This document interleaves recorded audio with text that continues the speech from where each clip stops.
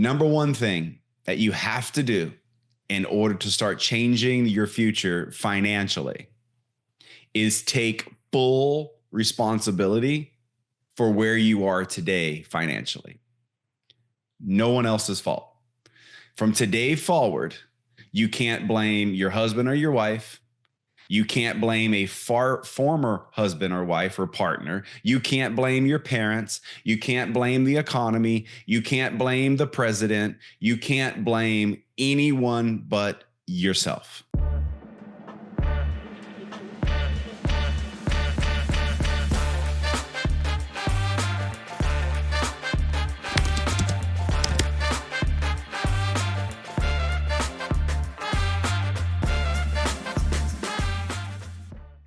Hey, everyone. Welcome back to our podcast. Nice to have you guys back with us for another week of the Freedom Factory. This week, we're going to be talking about your future. What does it look like? And I know it's mid-year. You know, a lot of times people have this conversation towards the end of the year or in a new year. They're like, okay, I've got to change some things this year. And my question to you right now is, did you do that a few months ago? You know, we're almost 5 months in, about to wrap up the 5th month of 2025, and you maybe made some plans. And my question to you is, how's that going? And I know for most people, they have these ideas, they have these plans, and then it doesn't happen. Today is about making it happen. I'm going to outline for you basically 5 things. And for those of you that are on YouTube checking this out, I've got my buddy here over my right shoulder, Bentley. He's back there. What's up, Bentley? That's you. So for those of you that are listening on the podcast, we do. These are posted on YouTube. For those that maybe want to see this in video or want to consume content other ways than just on your favorite podcast platform. So anyway, I'm going to give you these tips, these 5 tips that I know for a fact can help you accomplish what you wanted to accomplish this year, but it's going to take a year. This isn't a 90-day plan. This isn't a 3-week plan. This is going to take you a year. If you do what I'm going to tell you for a year, then for a fact, your life will be different. And I'm going to give you we're going to be using just one scenario today so that I don't get off into the weeds about what particularly your goal might be. We know with the Freedom Factory, you guys are here to learn about network marketing. You guys are here to learn about how to pay less in taxes, asset protection, investments, to grow your money. You guys are here to master your money. That's what you're here to do. Remove financial anxiety from your life. And what I'm going to share with you today can do that for you in one of those categories. You're going to have to apply this in all of these categories along the way, but baby steps. Okay. So think of today's podcast as changing the direction of your life over the next year. All right. So here's number one. Number one thing that you have to do in order to start changing your future financially is take full responsibility for where you are today financially. No one else's fault. From today forward, you can't blame your husband or your wife. You can't blame a former husband or wife or partner. You can't blame your parents. You can't blame the economy. You can't blame the president. You can't blame anyone but yourself. This is step number 1 to changing your future. Because if you don't do this one step, then someone else is in control of your future. Step number 1, guys, you are responsible for where you are today. Okay. That's the only way we're going to be able to move forward, taking full accountability, one of the highest forms of business maturity is taking full responsibility for where you are today. No one else's fault. That puts you in control. Okay. That will set you up. And this is going to be difficult because, for many of you, maybe you have been put in a bad situation because of someone else. I mean, I can think right now, one of these days when some of these things kind of settle out, I'll tell you the full story. But I've got a massive investment that did not turn out the way I had hoped it would turn out. And let me, because there's legal action going on, let me just kind of be careful of what I say. I can promise you this. I did not direct where the money went. Okay. The money was going into a fund and I knew what was going on, but I wasn't pulling the triggers. Okay. So I put someone else in control of this money and it didn't go the way I wanted it to go. And I can tell you that I think someone else had something to do with it. However, I take full responsibility for where I am financially today, even though I made that decision and someone else may have had something to do with it. I'm not blaming them. I know why the investment hasn't turned out correctly yet. I know why, and it has nothing to do with me. However, I did wire the money. I did make that decision. That is my fault. In hindsight, I would have not have done that. It's not their fault. It's my fault. Okay. So I hope that makes sense to you guys. I know you guys, maybe someone ran up some bad credit and they're the ones that ran up the credit, not you. Ran the credit cards, not you. Yeah. Okay. But you were married to them or you were connected to them. Somehow you made no one put a gun to your head and made you sign your name to the credit card or the mortgage. You did that. Okay. So it is your fault. From today forward, take full responsibility for where you are. Okay. And, this show, I said at the top of this thing, is about trying to remove financial anxiety, trying to find ways to make more money, then save more money, then multiply the money. That's it in a nutshell. We're doing three things here. I'm trying to teach you how to make more money. I'm trying to teach you how to save money. And I'm trying to teach you how to multiply that money. And I happen to believe that network marketing is the most powerful business model to help you make more money, okay, for the average person, okay, because it gives you that leverage. It's a whole nother show. Number two, okay, once you take full responsibility, guys, number two is you need to clarify where you're going or be clear what you're trying to accomplish. You can't just say, let's take taxes as a topic. Now, taxes can be very complicated. And for most people, there's such a pain that we put it off, and we just try and get it all done at the deadlines without a plan. Okay. And I know that as things are more difficult, as things become more of a challenge to us or what we don't like to do, we end up putting it off. Okay. So let's take taxes, maybe for the rest of this podcast, as what we're trying to improve for next year or over the next year. We want to be better at understanding taxes and ultimately paying less taxes or less percentage. It's the percentage I'm worried about, not the amount, right?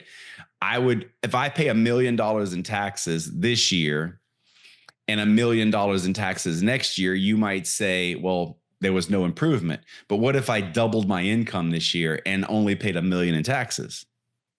You feel me, guys? That means I got much better. If I doubled the income and still paid. So it's not how much you're paying, it's the percentage you're paying in taxes. So let's take taxes as the topic that we want to, the subject of the area we want to improve in. Okay. So if that's the case, we know, okay, but what about taxes? Let's be clear. That's a very vague thing, right? I want to pay less percentage. How much? How much less of a percentage? Well, in order to answer that question, you need to know how much you paid last year in taxes on a percentage level. It's like your weight. People are like, I'd like to lose some weight. Well, how much? Because if you're just saying, I want to lose some weight, probably you're not going to do it. You need to know how much you weigh, and then you need to have a specific goal. And then you do things for that goal. Okay. So you have to be very clear, guys, when it comes to your goals. And we're using taxes as one of our goals here of what you want to accomplish, right? So be very, very clear. And I would tell you a good goal would be to start on lowering the percentage that you pay out to the government, right? That's a good goal, but then make it a specific goal. Maybe it's, I want to pay 3 less percent or 5 less percent or 10 less percent. And don't get crazy. Okay. Don't go, why, last year I paid 28. I'm just saying hypothetically, I'm not giving you a number. Last year you paid 30% in taxes. And this year I want to pay 0% in taxes. You guys don't do that. Let's be very, let's be real about this challenge that I'm giving you. Okay. So be clear. Number 3 is I need you to backwards engineer this thing. Now, what does that mean? Well, once you know what you want, now you have to be specific in understanding how you're going to get there. Okay. So if you're wanting to pay, let's say 5% less than you did last year, you need to start backwards engineering first, understanding the tax brackets. I bet a lot of the listeners to this podcast right now have no idea of the tax brackets that are out and that they change from year to year. Meaning, as you earn more money, you move into a higher percentage of taxes you have to pay. A lot of you guys always are like, oh yeah, I knew that. But what is that number? Because for some of you, you may have gone into the next bracket by maybe only $15,000 or $20,000, and that bracket of 15 to 20,000 is what's holding you back from that 5% less that you want to pay. So, in other words, if we can find $15,000 to $20,000 in deductions, then we're not even in that tax bracket in the first place to pay that extra money. Okay, I hope that makes sense to you guys. So be specific and backwards engineer this thing, and it's going to come from education. That is how you're going to backwards engineer whatever it is you're trying to accomplish. It comes through education and knowledge. So number 1, I would say if it's taxes we're trying to reduce, learn the tax brackets for this year, know what they are, and have a plan as you're getting closer to the end of the year. Like, hold on. I believe now, based on my income, for the last quarter of the year, you should pretty much know how the last couple months are going to go, where you're going to fall with your income. You're going to have to maybe put a plan in for those last 3 months that will help you stay out of that tax bracket. Okay. You're going to have to do things like continued education. So I would say you may want to subscribe to some tax podcast and listen, put the hours in, because the beauty of education is it doesn't just pay you the one time or the 1 year. Like you go, okay, you may need to put in 20, 30, 50, or 100 hours of education to get you to save that 5%. And then you may be thinking, well, wait a second, 100 hours to save $4,000 or $5,000. That doesn't sound like a good deal. But that's just this year. Would you put in 50 or 100 hours to save $5,000 every year for the rest of your life? Now do that math. Is that worth the 100 hours of education? Of course it is. I mean, you don't have to keep relearning the same things over and over. You learn it once and you get to use it over and over and over again, kind of like the power of leveraged income, right? Do it once and get paid over and over again. So you're going to have to go out. If it's not taxes, guys, for this podcast, we're just talking about taxes, right? As an example of how you're going to get better or things that you're going to do to change your life over the next year. Okay. Backwards engineer this thing. I mean, maybe you need to get into some masterminds. Maybe some of you have never used a tax strategist. A tax strategist is not your CPA. It's not your accountant. A tax strategist is someone else that takes a holistic view of what you're doing financially and can give you some advice. I happen to have a great tax strategist. A lot of you guys have seen him. His name is Brian Gunderson. He's a part of our team and somebody that we make available to you guys. That would be something you may want to do. You guys are constantly complaining about taxes come April or May of every year, but yet you haven't talked to Brian or you haven't talked to a tax strategist, then I'm going to say it's all talk. I'm not going to say, I'm going to say you're all talk, and I would hope that most people that are a part of this podcast are not all talk. But most of the people outside of this podcast and the people you run into day to day that are complaining about things, well, they haven't done number one, right? They've not taken full responsibility. They're just complaining and complaining and complaining. People that complain never get anywhere. And I know we've jumped back to rule number one here, but you're never going to be able to accomplish what you're wanting to accomplish if you're putting things off and not taking action. So backwards engineering this thing.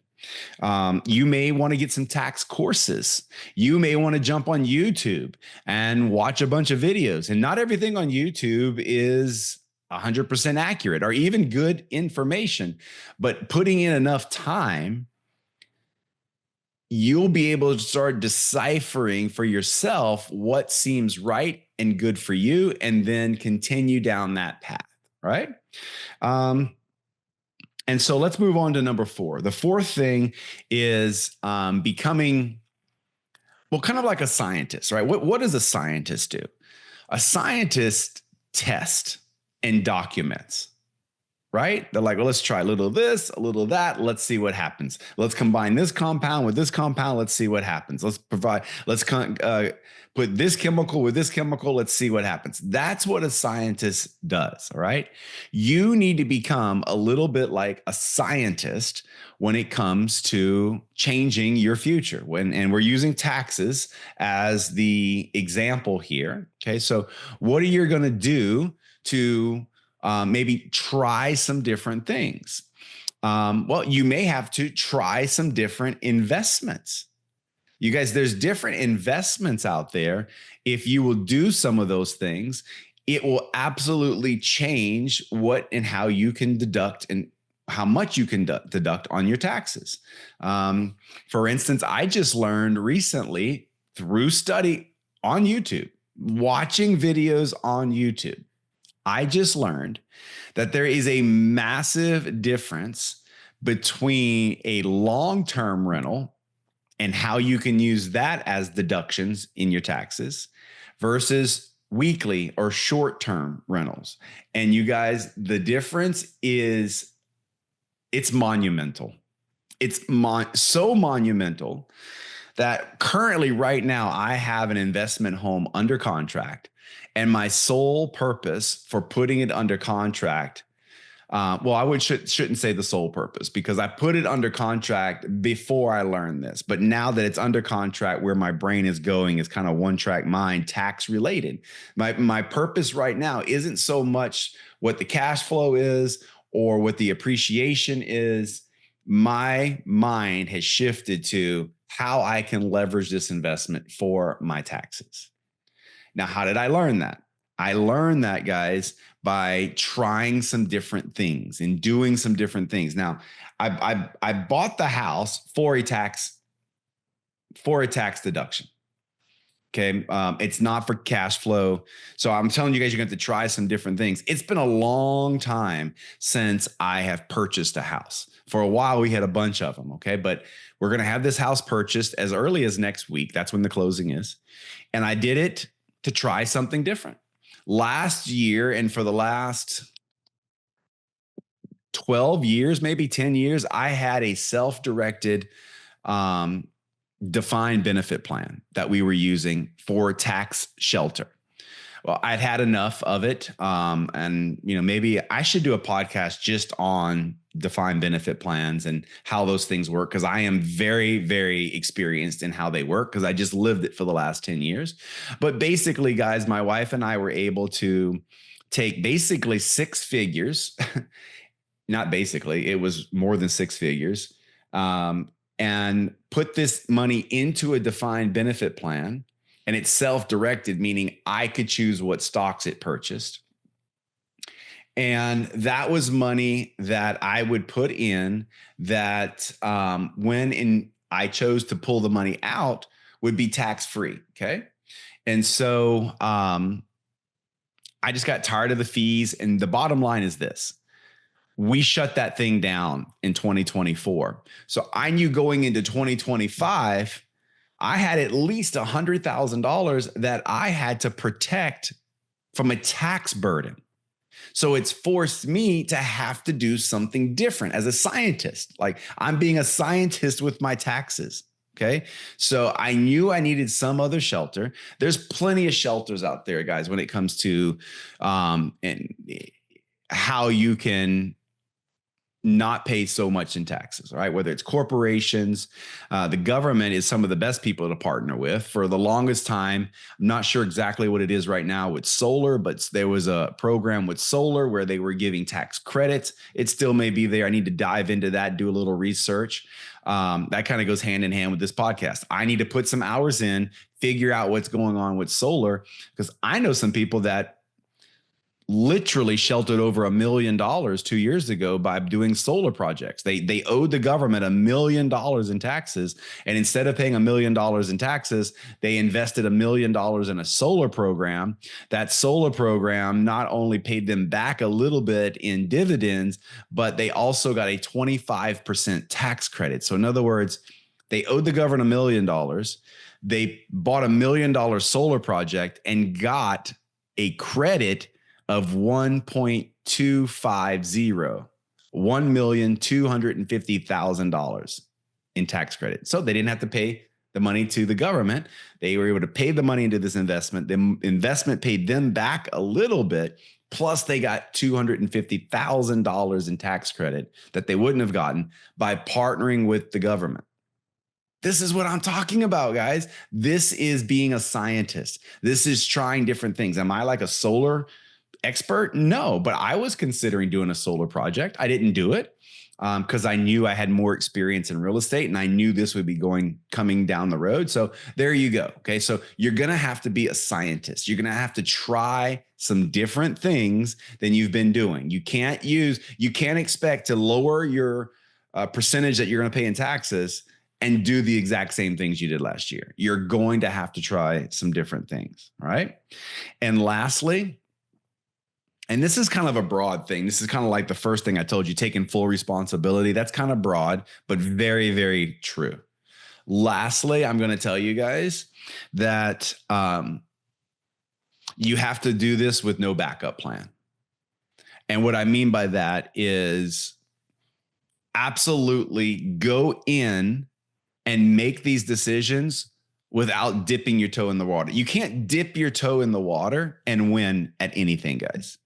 Like if you're trying to lose weight, you can't dip your toe in the water. It's not going to work. If you're trying to grow a business, you can't dip your toe in the water. If you're trying to reduce your tax burden, you can't do it by dipping your toe in the water, guys. You've got to do it and have absolutely no backup plan. Make a commitment and say it is going to happen. Because if there's a backup plan, then you're going to find yourself next year right in the same position you're in right now, writing the check you don't want to write because you didn't commit. Full gas, full commitment, or as we like to say, full send on this thing. You guys, ever since I put this house under contract, I've had no less than 3 or 4 times like buyer's remorse, and I haven't even bought the property yet. Like it hasn't closed. But I've also had 6 or 7 or 8 days of like being very excited for where this thing is going to take me and what I'm going to learn. This sounds crazy, but I mean, this, how it's a house, guys. It's a 3-bedroom house. You guys know in Florida, that's not just a few $1,000s, right? That's a pretty decent 6-figure decision, right? And so I did this. I kind of forced myself into this, knowing that if it closed, they accepted my offer and it closed, I was being forced to go learn. Now that sounds crazy, but that's how I've always done things. And I can tell you that's burning the bridge. That's burning the bridge. Now I'm not telling you to go, make a full commitment in an area that you don't have any experience in. Okay. Like I'm not telling you to go buy an investment house if you never bought investment houses, guys. I bought a bunch of them in the past. So I kind of knew what the steps were going to be and what I was getting myself into. But I am telling you that I didn't have all the answers on this thing. And I was committed to finding a way to shelter that money that was going into our defined benefit plan. I was committed to finding something. And I always kind of thought real estate was going to be the way for me this year. So I had been looking, this deal came up. I actually put the contracts in just before an international trip. Like I had so many excuses I could have made to not do this and pass on it, but I'm so glad that I didn't, because this is in full alignment with this last thing. And I'm telling you, burn the backup plan, burn the bridges, full gas, go with it. And that is going to force your hand at learning. It absolutely is. So if you guys will implement these 5 things, and I know we talked about, maybe taxes today as the example, but maybe you guys don't know anything about the stock market. So take out everything I said about taxes and just substitute stock market with it. Okay. All 5 of these things. Maybe you want to get better at investing in stocks. Maybe you guys, and this is a big one, have zero knowledge around cryptocurrency. Okay. Now we're going to have to do some podcasts here in the future about cryptocurrency, because I'm getting more and more people asking about it. And yes, I have cryptocurrency. But I've done it in a very calculated way. We need to talk about that. And I have talked about it in our Facebook group. If you guys are not in our Facebook group, I haven't mentioned this in a while. It's the Freedom Factory Facebook group. It's a very interactive group where you can get some questions answered. I'm in there every day looking at the group. So it's a great way for you to have access to me and some of my experts to be able to answer some of your questions that are in there. So make sure you're a part of the Freedom Factory Facebook group to get some of that inside information.